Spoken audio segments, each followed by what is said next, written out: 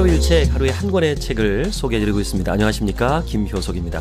하루 일책, 제가 100일간 100권 올리는 게 목표인데 아직까지 잘하고 있죠?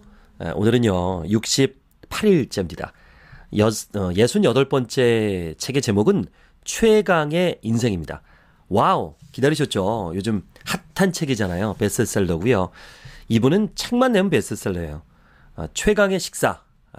제가 유튜브에 최강의 식사 치면은 제가 소개한 오디오북이 있는데요. 히트친 분입니다. 26살에 600만 달러를 벌고요. 28살에 모든 것을 잃어본 실리콘밸리의 괴짜 CEO 데이브 아스프리가 그의 방탄 몸을 만들기 위해서 1년 동안 직접 체험한 성공 공식입니다. 방탄커피의 창시자죠.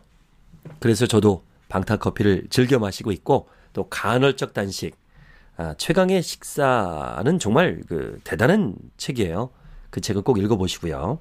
이번에는 그가 쓴 세상의 뻔한 공식을 깨부순 게임 체인저들의 44가지 법칙. 보통 책은 일반적으로 다 아는 얘기를 이렇게 좀 짜집게 해갖고 내는 경우도 꽤 있는데, 이분은 아는 얘기 같은데 아닌 거고, 기존의 공식들을 많이 깨부순, 역시 실리콘밸리의 아이콘답게 정말 잘 썼습니다. 저도 감탄을 하면서 읽었는데요. 제가 다 소개시켜드리는 것보다 제가 감탄한 부분을 집중적으로 소개합니다. 일단 처음에 딱 열면 제1장, 약점에 집중하면 약해질 뿐이다. 평소에 제가 늘 강조하는 부분이거든요. 우리는 보통 자신의 약점을 개발하려고 되게 노력을 많이 해요.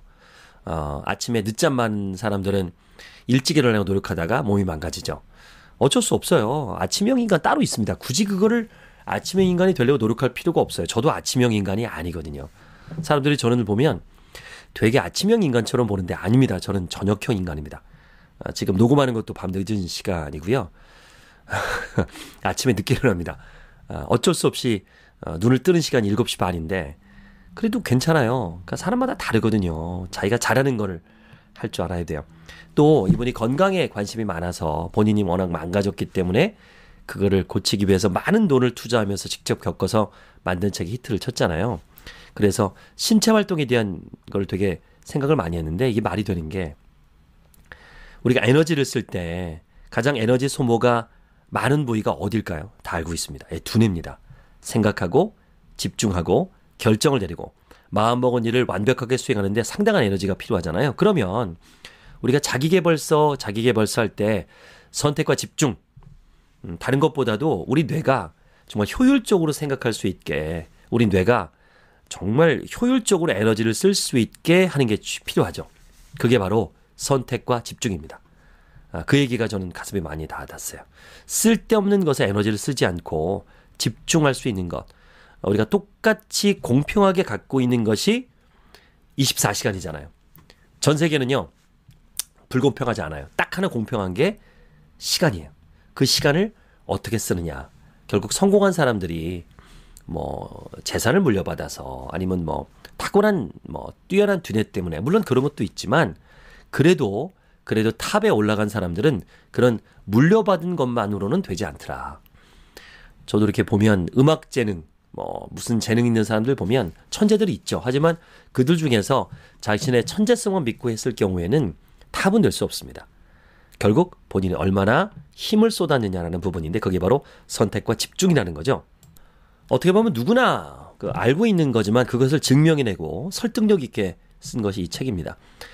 이 작가가 직접 만난 와튼 스쿨의 인생 특강의 저자 스튜어트 프리드먼은요, 펜실바니아 대학의 경영대학원인 와튼 스쿨에 다닐 당시 담당 교수님이었습니다. 이 작가가 다닐 때 본인이 에너지를 잘못된 곳을 쏟고 있음을 깨우쳐주면서 인생관을 송두리째 바꿔놓은 분이래요. 그는 리더십을 가르치는 교수일 뿐만 아니라 토털 리더십의 프로그램을 개발해서 일과 삶의 균형을 잡는 법을 전파를 했어요.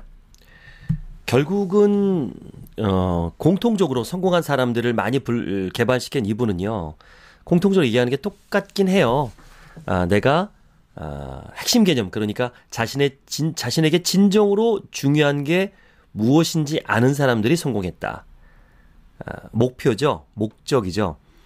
사실 이걸 아는 사람 많지 않습니다. 저도 플래너 강의를 하고 목표 관리를 하거든요. 결국 저도 설득 강의를 하고 세일즈 강의를 하고 세일즈맨들을 지도하면서 느낀 게 아무리 말을 잘하고 똑똑해도요.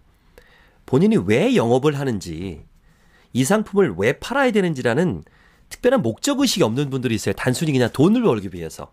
돈만 벌려고. 이런 사람들은 분명히 문제가 돼. 왜 다른 거를 해도 돈을 벌 수 있거든요. 그 가치, 목적에 대해서 분명히 생각을 못하는 사람들. 이런 분들이 최고가 되기가 어려운 게 이것저것 하는 거죠. 그걸 보면서 야, 이 시간 관리나 목적 관리나 목표 관리 이런 것들이 가장 중요하구나라는 생각을 하게 됩니다. 이 프리드먼은요. 20년 후인 2039년을 상상해 보라고 제안을 해요. 그러면 자신의 가치관을 명확하게 깨닫는 데 도움이 될 것이라고 그래요. 2039년 나의 하루는 어떤 모습일까? 누구와 함께 있을까? 어떤 일을 하고 있을까? 어떤 영향력을 미칠까? 이런 질문에 내가 답을 할 수 있는 거죠. 어렵습니다. 일단 너무 길어. 20년은. 근데 제가 이 교육을 해보거든요. 직접 이제 영업하시는 분들 모아놓고 목표 관리를 해요. 일단 1년은 쓸 줄 압니다. 1년은 써요. 그 다음에가 3년을 써야 되고요. 5년을 쓰게 해요. 10년까지 원래 있었는데 그 뺐어요. 10년을 쓰라 그랬을 때 쓰는 사람을 제가 100명에 1명 봤나? 없어요. 5년도 10명에 1명 있을까 말까. 3년까지는 쓰더라고요. 그러고 보면 우리는 그냥 생각 없이 사는 거죠. 되는 대로 사는 거죠. 근데 그걸 뭐라고 할 수 없는 게 우리 뇌는 이렇게 원래 치밀하게 계획을 하고 사는 게 아니에요. 동물들을 보더라도 그렇잖아요. 시간의 관념에 대해서 별로 없거든요. 그런 부분을 이제 선택과 집중이라는 거죠. 이 부분도 내가 어떻게 살아야 되는지 미래의 모습을 선명하게 그리는 사람들이 반드시 성공을 한다. 우리는 알고는 있지만 실제로 하지는 않아요. 그러면 그거를 할 수 있는 방법은 두 가지입니다. 이렇게 목표 관리를 잘하고 이렇게 늘 체계적으로 사는 분들 옆에 있으면 어떨까요? 이거 당연히 하는 거구나 라고 따라하게 되는 거죠. 예. 제 강의를 듣고 제 제자들과 함께 하는 건데 이거 너무 욕심 보이니까 그거 말고 방법이 있습니다. 이 책을 보는 거죠. 이 책을 계속 보면서 이렇게 해서 성공한 사례들을 보면서 동기부여를 할 수 있다는 겁니다. 그러려면 평소 습관을 바꿔야 되거든요. 근데요, 습관 바꾸는 거요. 정말 어렵습니다. 알고 계시잖아요. 그래서 전문가의 도움이 필요한 거고요. 코치를 찾아가서 어떤 습관이 자신의 발목을 잡고 있는지 파악해야 됩니다. 훌륭한 코치는요, 당신이 모르는 사이에 무엇에 에너지를 낭비하고 있는지, 앞으로는 무엇에 에너지를 써야 할지 조언해 줍니다. 그리고 스스로 변화를 이끌어내는 데 돕죠. 그 코치가 저죠. 너무 속보이네 계속. 아닙니다. 이 작가가 인상 깊게 본 이스라엘의 연구가 있대요. 2010년에 연구자들은요, 판사들이 수감자를 대상으로 가석방 심사를 하는 과정을 연구했대요. 10개월이 넘는 기간 동안에 1000차례나 넘는 공판을 조사합니다. 그 결과는 놀라웠습니다. 의사결정과 결정을 내리는 시간대에 흥미롭고도 강력한 인과관계가 있는 것을 발견한 거예요. 자, 이른 오전에 열리는 공판에서는요, 판사가 너그러운 판결을 내리는 경우가 무려 65%에 달했습니다. 반면에 시간이 흐를수록 수감자에게 우호적인 판결을 내릴 확률이 점점 낮아진 거예요. 거의 0%까지 떨어집니다. 점심 식사 이후에 다시 65%로 상승하는 현상이 나타났대요. 범죄 유형, 수감자의 학력, 수감 생활 등 다양한 변수에도 불구하고 이 같은 현상은 꾸준히 반복된 겁니다. 이 판사들에게 무슨 일이 벌어진 걸까요? 가석방 승인 여부를 둘러싼 의사결정이 판사들의 결정 예상, 즉 의지력을 모두 소진시켰던 거죠. 사람들은요, 의지력에 대한 거대한 환상을 갖고 있어요. 어떤 사람은 태생제로 의지력이 강하고 어떤 사람은 의지력이 약하다고 말합니다. 근데 그게 틀렸다라고 이 책은 주장해요. 사실 의지력은요, 근육과 같아요. 노력에 의해서 단련할 수 있고요. 너무 많이 쓰면 어떻습니까? 피로가 쌓여서 근육의 피로 때문에 힘이 떨어지는 것처럼 우리도 선택에 나쁜 결정을 내린다는 거죠. 다만 우리가 모를 뿐입니다. 자, 의지력 근육이라고 이제 합시다. 이 근육은 관자놀이 근처의 뇌 속의 C자 모양의 전대상 피질과 연관이 있대요. 검색을 해봐야겠네. 전대상 피질. 과학자들은요, ACC가 의지력을 이 전대상 피질을 이제 약자로 ACC라 그래요. 이 ACC라고 합시다. 아유, 그냥 전대상 피질이라 그럴게. 이것도 어려워. 하여튼 그게 피질이 의지력을 관장한대. 그 피질이 에너지 계좌를 관리한다고 생각해 보는 거예요. 자, 내가 하루를 시작을 하는데 처음에 있는 그 피질에 에너지가 가득 차 있는 겁니다. 근데 결정을 자꾸 내리면 어떻게 돼요? 점점 쓰겠죠. 에너지가 빠져나가죠. 아까 그 판사들이 에너지가 빠져나가서 점심 식사 전까지는 판단을 잘 못한 거고 또 다시 점심 먹고 난 다음에 올바른 판단을 한 거죠. 이렇게 빠져나간다는 거예요. 그게 바로 의사결정의 피로현상이다. 선택을 많이 할수록 의사결정을 많이 할수록 판단력이 흐려지는 거예요. 이미 기업들은요. 오래전부터 의사결정 필요라는 개념을 알고 있었습니다. 계산대 바로 앞에서 알록달록한 포장에 또 달달한 간식거리를 자리한 것도 그거예요. 쇼핑을 많이 하면 수많은 선택을 거절한 거잖아요. 막, 이거 사면 안 돼, 사면 안 돼. 막, 그러니까 에너지가 이제 바닥이 난 거야. 근데 계산대 앞에 설 때쯤에 고객은 의사결정 필요를 경험하고 있을 확률이 높다는 거죠. 이런 에너지에 뇌를 공급하기 위해서 달달한 것을 원할 것이다. 그래서 달달한 사탕들이 거기 껌 같은 거 있잖아요. 초콜릿바, 껌. 야, 그런 거네. 거기에 당했네. 그냥 판사들이라 그래서 거기에 사람이다 보니까 그럴 수 있다는 거죠. 가설입니다. 한때 컴퓨터 업계 최강 기업이었던 선 마이크로 시스템은요, 내부 미팅이 있을 때 점심 메뉴로 이거를 금지했대요. 이걸 금지했대요. 뭐냐면 파스타래요. 탄수화물 함량이 높은 점심 식사 이후에 기업들의 미팅이 최악으로 치닫는 것을 발견한 겁니다. 실제로 우리가 섭취하는 음식은 의지력에 영향을 미쳐요. 그러니까 식습관을 바꾸는 것보다는 쓸데없이 무언가를 선택해야 되는 상황을 줄이는 게 쉽겠죠. 물론 둘 다 쓰는 게 좋겠지만. 좋은 소식은요.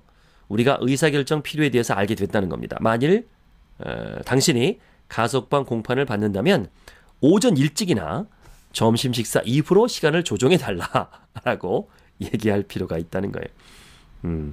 그래서 이게 유명한 얘기가 있죠. 저도 강의 중에 많이 하는 얘기입니다. 저는 남들을 선택하게 만들고 설득하게 만드는 그런 직업이니까 언제 사람들이 필요한지 사실 알고 있었어요. 근데 이 책에서 너무 쉽게 표현해서 깜짝 놀랐습니다. 스티브 잡스와 저크버그가 매일 똑같은 옷을 입죠. 저크버그가 스티브 잡스를 흉내냈다고 하는데 그건 아니고요. 그 선택의 에너지를 줄이기 위해서 그런 겁니다. 선택의 에너지를 줄이기 위해서. 왜냐면 아침에 옷을 고르는 것도 에너지 낭비다. 본인은 얼마나 중요한 선택을 해야 돼요. 회사 CEO로서. 그래서 내 개인적인 선택을 줄이기 위해서 매일 똑같은 옷을 입고 나가는 겁니다. 자기 컨셉을 만드는 거죠. 이것처럼 에너지에 한계가 있다. 선택과 집중. 여러분은 어디에 쓰겠습니까?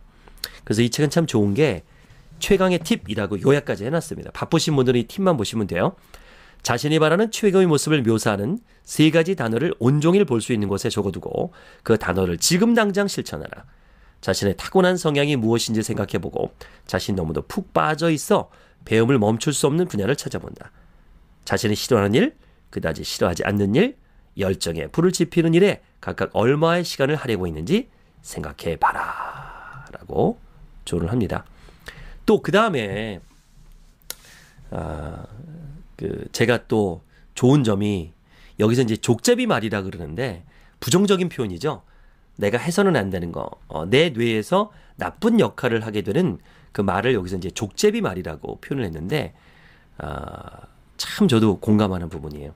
can't, 못해, 그거 못해요, 이런 단어를 할 때마다 이 책에서는 돈을 내라 회사에다가 아니면 통장에 아니면 공공기금으로 벌금을 내도록 이러면 어떠냐는 거예요.